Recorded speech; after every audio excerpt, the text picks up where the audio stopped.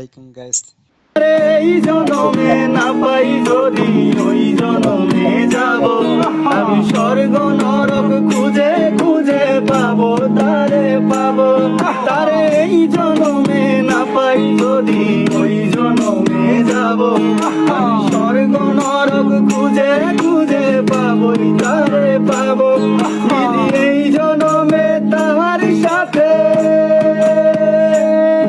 যদি ওই জনমে তাহার সাথে রেখো আমারে আমার মনেরই ঘরে বেগমে বসতি করে।